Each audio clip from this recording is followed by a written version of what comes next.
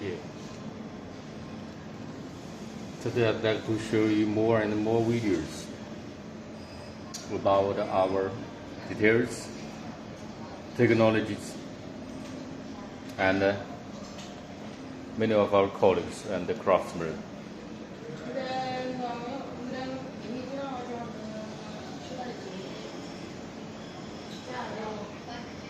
This is called chicken room.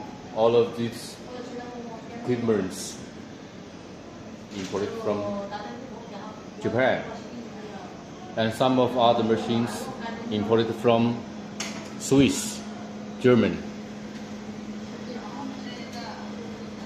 Do not worry about our quality. Do not worry. For example, high precision pins